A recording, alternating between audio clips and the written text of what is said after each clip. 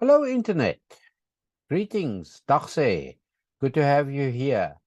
Vandag is Koos in gesprek met vier van die manne van 3-2 bataljons Recce vleuel, Recce groep. Today, Koos is in conversation with four of the gentlemen that were members of the 3-2 Battalion Recce group. Specifically asking them to share a few of their experiences and also of their need for people to be associated with their veterans organizations. So nothing more from me. I'll leave it over to Koos and the four gentlemen. Die vraag wat ek gaan vra hierso is, hoekom dink julle dis belangrik vir veterane om hulle shellholes en mofs en byeenkomste by te woon? Koos, good morning. Thank you for the opportunity once again. The question comes to mind when we get get-togethers, why do we actually do it? And we've been discussing amongst ourselves, and we are very much on the same page as to say the bond you form as a young person. Bear in mind, we were 16, 17, 18 years old when we joined the military or the forces. We did basic training with very good instructors and very good discipline. And then we decided, the group of us sitting here now, that we're going to join 32 Battalion Recce group. And that gave us more exposure to other training and being a bit more trained and maybe more professional in a way. But we were young and we were exposed to extreme danger, and the only guys you have to support you is your mates around you. And it's not only white guys, it was the black Angolan guys. We refer to them as the SP guys, and we lived together in one tent. 2 white guys, 3 black guys, and we grew into a very close-knit family. So you were dependent on one another in the bush, in contact situations and danger situations, and we supported one another. If you didn't have enough food, or you ate too many food 6 days ago and you ran out of food, you shared your food, and you shared this fire bucket, and you shared your coffee, and we were a family, brothers. And at a young stage, that blends you into a very close-knit group. You become friends, dependent on one another. When you go back to base, and you rest and so on, you are in a social environment where you do the same. We, think out strange things, and have to keep yourself busy. We make one another laugh. We tell stories. It's like a family. And then you remember 32 Battalion Proleo Prokusu means blended in battle.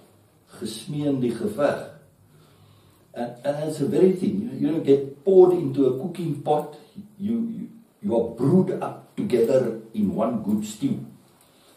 So it doesn't matter which way you go after that, you remember all the people and the good and the bad times you had together. Zach sitting here, I saw Zach last in 1979. But when we got together, we cracked ourselves laughing about his baldness and the roofies, the sun has burnt onto his breast, and he killed himself laughing because I'm looking like a bloody nar in a circus with my white hair. So we've all changed a bit.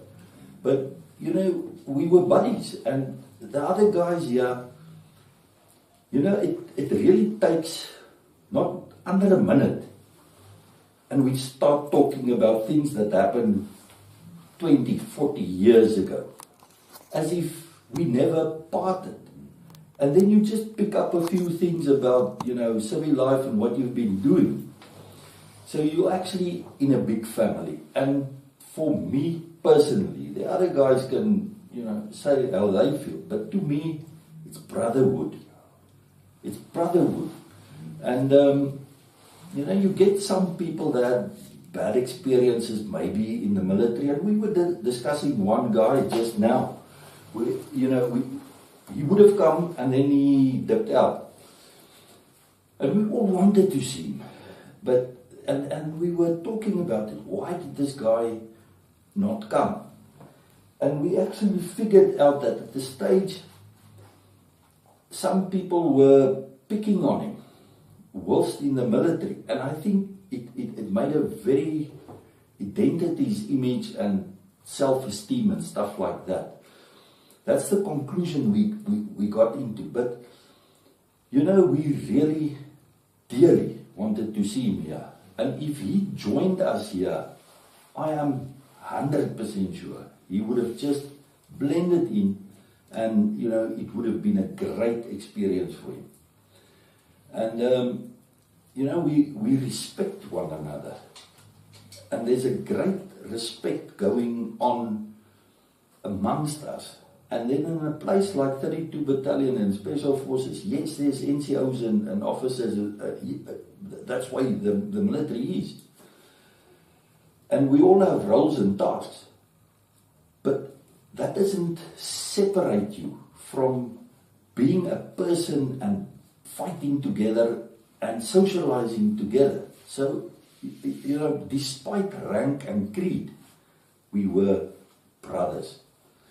So that's my experience. And in a period like this where we get together again, it's as if, yes, there's 40 years gone by, but it's like we're just chatting on what we chat when we last threw the cat off the water tower with a parachute. You know, we all laugh about it again. And we carry on. So that's my feeling. And you know, the other guys here, Rick, Zach, you know, we all feel the same. So that's my feeling about it. I don't know. Rick, guys, how do you feel? Hi, I'm Zach Garrett. Lucky to have been part of the initial 32 Battalion Recce wing back in 1978 when we arrived in Amwani. And to me, it's a different story that I have. And being here with this group of colleagues, friends, it has been a most incredible experience. And I have not attended any of these gatherings before, 32 Battalion as such, but when Rick phoned me and said, listen, we need you there, we want you there, this is just Amwani. I needed closure on a few things, and to me, I've come here and been surrounded by these incredible people, and there's certain things that has been discussed and certain things that have been drawn out, and it's amazing because I know I can leave this place a much better person, a much happier person. But what was fascinating was that I didn't realize until maybe a week before I arrived here, and you always think it was us, you know, the merry band of warriors back in the old days. I haven't seen anybody for 43 years, and you don't remember anything after that. You weren't involved with it. And all of a sudden, you arrive in a beautiful place like this where you're surrounded by people who carried on our legacy for the next 7-8 years.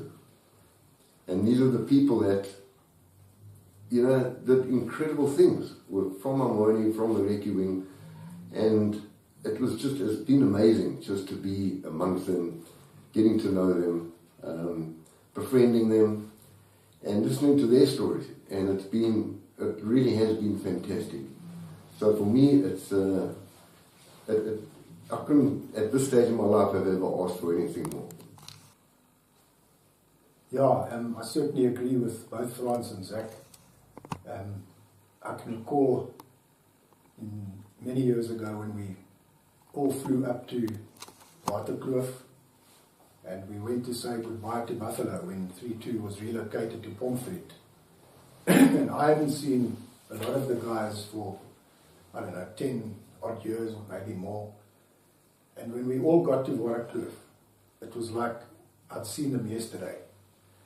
Perhaps they gotten a little bit fatter and a little bit less hair, but you know what? Basically, they were exactly the same guys. And here we are 40 odd years later, maybe a bit more bolder, maybe a bit more fatter, but we're basically the same guys.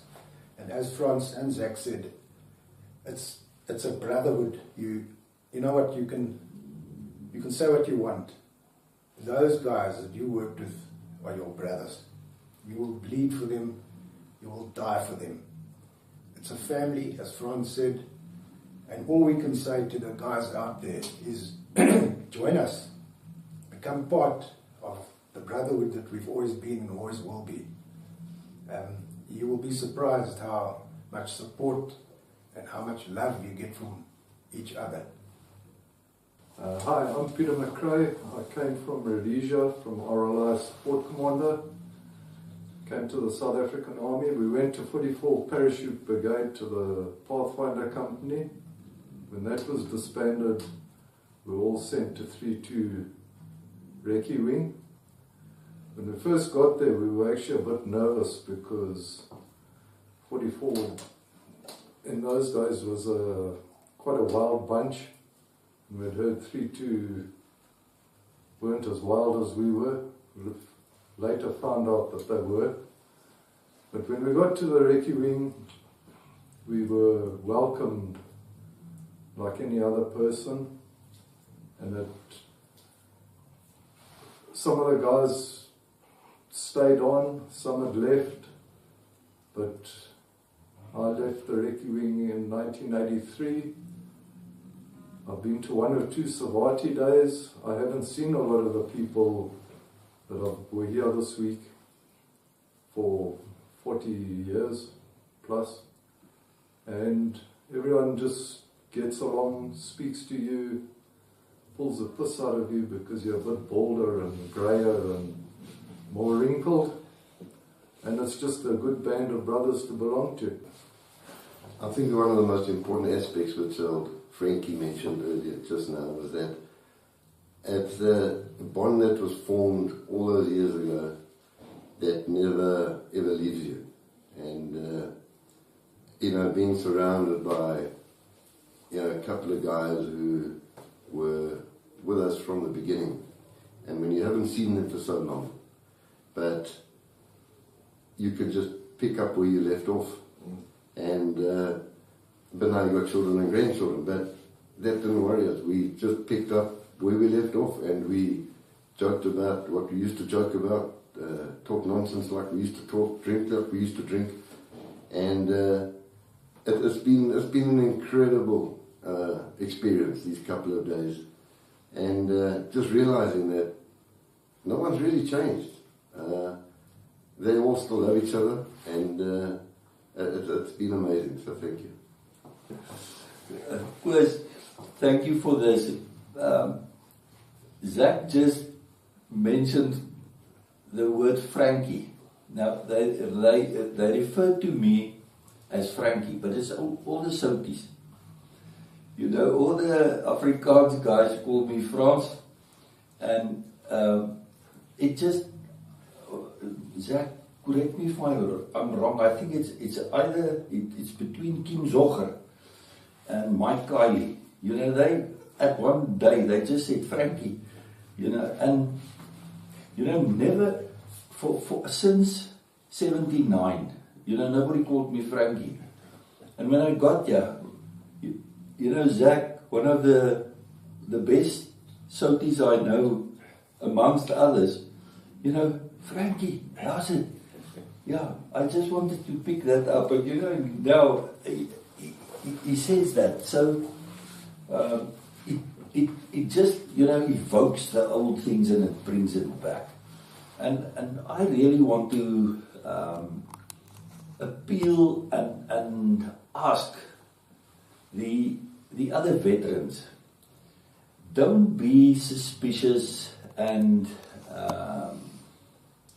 have conspiracy thoughts and so on about, again, bonding with the people. Surely it's your constitutional right to associate with whoever you want type of thing is on. But that right also empowers you to belong to veteran groups and organizations. And some people had bad experiences, we acknowledge that, we accept that.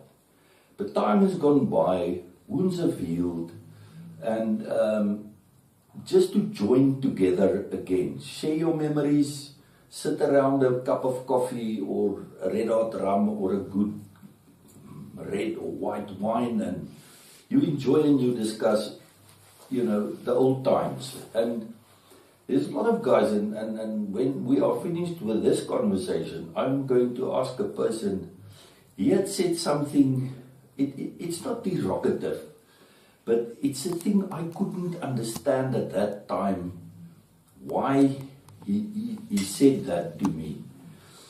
And I have the opportunity now, after 45 years, to ask him that. So if there's something that bugs you, or something you wanted to share with somebody which you just never had the opportunity to do, when you get together in organizations like this, and you share, and the Brotherhood comes together, you have the opportunity in a totally different environment, in a time frame that has surpassed the war, where you can openly discuss and laugh and so on. I must admit, I haven't laughed so much this weekend or this time, and every day. It's not just one episode, you know, or circumstances. I killed myself laughing every day. You know, so it's great. It's great to be together. And remember, we live once. Remember, opportunities come around only once. Maybe more times, but I don't want to sound that I'm clever, but how do they say carpe diem, grab the moment. If you have the opportunity to do that, do a bit of trouble and, you know, just get together and share. And it's great. So, quest to you and Legacy Conversations, once again, I am totally sure of the positive effect you have in terms of preserving history and making things like this happen, and actually recording that. So thank you. I really appreciate that. You know, this has been such a fantastic opportunity, and tomorrow, unfortunately, we've got to leave this beautiful place that we are. Say goodbye to old friends, new friends. Head back all the way back down to Coffee Bay to my little restaurant and get stuck in there again. If you ever down there, Zack's Seafood Kitchen is the best, but the nice thing about this is that there's invitations going out already for other get-togethers later on in the year. And, you know, to be actually accepted, to be wanted, to have that invitation, you know, given to you is quite something else. And I'm suddenly realizing what support I've been missing from everybody for the last 40 years. And, yeah, I'll be there for sure. As long as I'm alive, I'll be attending all of these get-togethers because they are absolutely fantastic. And everyone who hasn't been, do yourselves a favour and come and say hi to this incredible bunch of people. When I was retired from the hotel industry, my wife and I decided to open up a small restaurant. And having been very much involved with chefing before, it was like taking a duck back to water. And being in the area where we are, it's predominantly seafood. We have all that incredible fresh stuff, crayfish, lionfish, mussels, oysters, brought to our door every day. And working with lovely products like that, yes, we are a seafood kitchen. My cooking is in front of everybody, and that's why it's called a kitchen. It's an open kitchen, and you can sit and talk to me while I'm preparing your meal, and it just blends into the situation where the tables are on the beach, and it's fantastic. But yeah, predominantly seafood, and you won't get better anywhere, I promise you. There we have it. If you want to share your stories, then feel free to contact us. The email address is scrolling below. And also, if you are ever in the Transkei, as we knew it, hole in the wall, terrific place. Zach, I'm looking forward to visiting you there. I'm looking forward to eating one of those seafood mixed grills, whatever you want to call them, platter. Yes, there we go. So, as we always say here at Legacy Conversation, thank you for watching. Thank you for viewing. Yes, people do make an effort. As Koos so often says, it's when you shut yourself in your little room, dark room, that's where the devil grabs you. That's where you get the strange ideas and thoughts. You need to contact, and you need to share and be part and parcel of your veterans organizations, just even for friendship, not necessarily for projects or anything like that, but that will help too. Okay, I've said enough, as we say here at Legacy Conversations. Until we meet again, God bless.